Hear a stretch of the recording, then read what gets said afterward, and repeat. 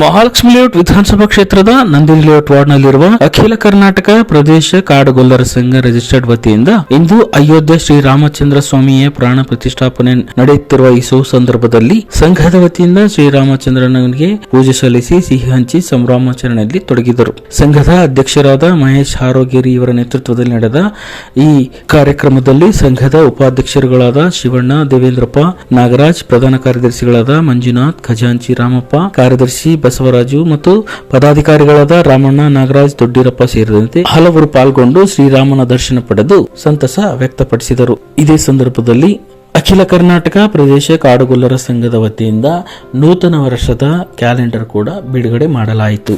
ಇದೇ ಸಂದರ್ಭದಲ್ಲಿ ಮಾಧ್ಯಮಕ್ಕೆ ಮಾತನಾಡಿದ ಸಂಘದ ಅಧ್ಯಕ್ಷ ಮಹೇಶ್ ಹಾರೋಗೇರಿ ಅವರು, ಕಳೆದ ವರ್ಷ ಇದೇ ದಿನಾಂಕದಂದು ನಮ್ಮ ಸಂಘ ಅಸ್ತಿತ್ವಕ್ಕೆ ಬಂದಿದ್ದು, ಈ ದಿನ ಒಳ್ಳೆಯ ದಿನವಾಗಿರೋದ್ರಿಂದ ಪ್ರಭು ಶ್ರೀರಾಮಚಂದ್ರನ ಪ್ರತಿಷ್ಠಾಪನೆ ದಿವಸ ನಮ್ಮ ಸಂಘಕ್ಕೆ 1 ವರ್ಷ ತುಂಬಿರುತ್ತದೆ.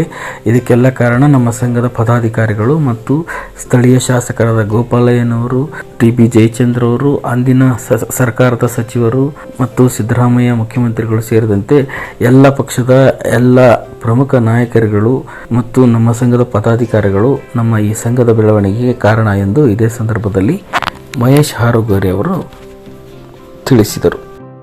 ಇವತ್ತು ಒಂದು ವಿಶೇಷ ಏನಪ್ಪಾ ಅಂತಂದ್ರೆ, ಇವತ್ತು ಇಡೀ ದೇಶ, ಅದರಲ್ಲೂ ನಮ್ಮ ಭಾರತ ದೇಶ ಇವತ್ತು ಬಹುಶಃ ಎಷ್ಟೋ ಅನೇಕ ವರ್ಷಗಳಿಂದ ಇವತ್ತು ಯಾರು ಕಾಣದೇ ಇರೋಂಥದನ್ನ ಇವತ್ತು ನಾವೆಲ್ಲ ಇವತ್ತು ಕಾಣ್ತಾ ಇದ್ದೀವಿ. ನಮ್ಮ ಸ್ನೇಹಿತರು ಇವತ್ತು ರಾಮನ ಇವತ್ತು ಶ್ರೀರಾಮ ದೇವರ ಇವತ್ತು ಒಂದು ಪಟ್ಟಾಭಿಷೇಕ ಆಗಿದೆ.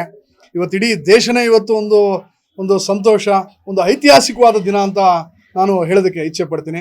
ನಮ್ಮ ಭಾರತ ದೇಶದಲ್ಲಿ ಇದೊಂದು ಐತಿಹಾಸಿಕ ದಿನ.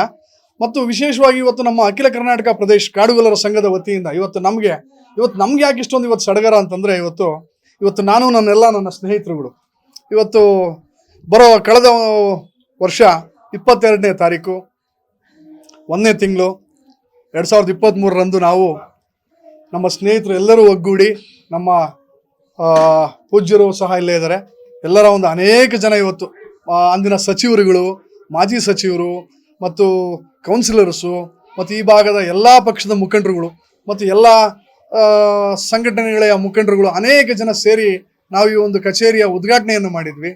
ಇವತ್ತು ನಮ್ಗೇನಪ್ಪ ಅಂತಂದರೆ, ಇವತ್ತು ಅದೇ 22ರಂದು ಇವತ್ತು ಇಡೀ ಶ್ರೀರಾಮನ ದೇವರ ಇವತ್ತು ಪಟ್ಟಾಭಿಷೇಕ ಆಗ್ತಾ ಇದೆ ನಿಜವಾಗಿ. ಆಮೇಲೆ ಇಲ್ಲಿ ನಮ್ಮ ಪಕ್ಕದಲ್ಲೇ ಸಹ ಇವತ್ತು ಶ್ರೀರಾಮ ದೇವರಿದೆ. ನಿಜವಾಗಿಯೂ ನಮ್ಮ ಒಂದು ಸಂಘಟನೆಗೆ ಇವತ್ತು ಶ್ರೀರಾಮ ನಮಗೆ ನಿಜವಾಗಿಯೂ ಇವತ್ತು ಶಕ್ತಿಯಾಗಿ ನಿಂತಿದ್ದಾನೆ ಅಂತ ನಮ್ಮೆಲ್ಲರಿಗೂ ಅನ್ನಿಸ್ತಾ ಇದೆ. ಇವತ್ತು ಶ್ರೀರಾಮನ ಆಶೀರ್ವಾದದಿಂದ ಇವತ್ತು ನಾವು ಸಾಕಷ್ಟು ಜನ ಸದಸ್ಯರನ್ನು ಮಾಡಿದ್ದೀವಿ.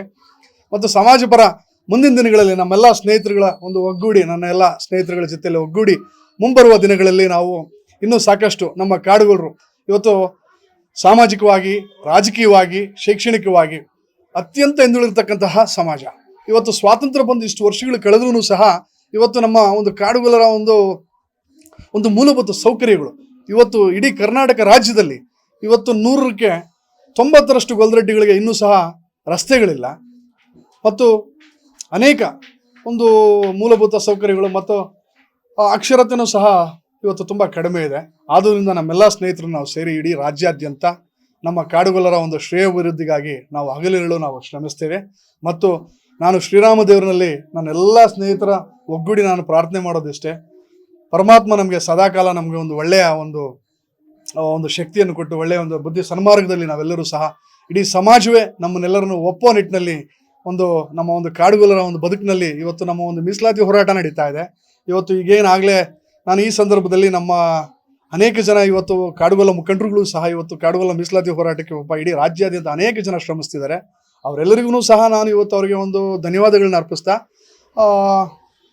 ಮೊನ್ನೆ ಇತ್ತೀಚೆಗಷ್ಟೇ ಸನ್ಮಾನ್ಯ ದೇವೇಗೌಡರು ಮಾಜಿ ಪ್ರಧಾನಿಗಳು ಅವರೂ ಸಹ ಇವತ್ತು ನಮ್ಮ ಕಾಡುಗೊಲ್ಲರ ಬಗ್ಗೆ ಇವತ್ತು ಸಾಕಷ್ಟು ಗಮನವನ್ನು ಹರಿಸಿ ಕೇಂದ್ರ ಸರ್ಕಾರದ ಜೊತೆಯಲ್ಲಿ ಇವತ್ತು ಸಾಕಷ್ಟು ಪತ್ರ ವ್ಯವಹಾರವನ್ನು ಮಾಡಿ ಅವರು ಸಹ ಭರವಸೆಯನ್ನು ಕೊಟ್ಟಿದ್ದಾರೆ. ಬಟ್ ಇದಕ್ಕಿಂತ ಮುಂಚೆ ಇದ್ದಂತಹ ನಮ್ಮ ಕಾಂಗ್ರೆಸ್ ಪಕ್ಷದ ಸರ್ಕಾರ, ಸಿದ್ದರಾಮಯ್ಯನವರು ಅಂದು ನಮ್ಮನ್ನ ಜಾತಿ ಪಟ್ಟಿಗೆ ಸೇರಿಸುವಂಥ ಕೆಲಸವನ್ನು ಮಾಡಿದರು. 86X and 86Y. ಜಯಚಂದ್ರರವರು ಕಾನೂನು ಮಂತ್ರಿಯಾಗಿ ಅವತ್ತು ಸಿದ್ದರಾಮಯ್ಯ ಸರ್ಕಾರ, ಆಂಜನೇಯನವರು ಮತ್ತು ಸಮಾಜ ಕಲ್ಯಾಣ ಇಲಾಖೆ ಸಚಿವರಾಗಿ ಅವತ್ತು ರಾಜ್ಯ ಸರ್ಕಾರ ಏನು ಮಾಡಬೇಕೋ ಅದನ್ನು ದೆಹಲಿಗೆ ಕಳಿಸುವಂಥ ಕೆಲಸವನ್ನು ಮಾಡಿದೆ. ಈಗ ನಮಗೆ ಮೀಸಲಾತಿ ಸಿಗಬೇಕು ಅಂತಂದ್ರೆ ಅದು ಕೇಂದ್ರ ಸರ್ಕಾರ ನಮ್ಮ ಬಗ್ಗೆ ಗಮನ ಹರಿಸಬೇಕಾಗ್ತದೆ.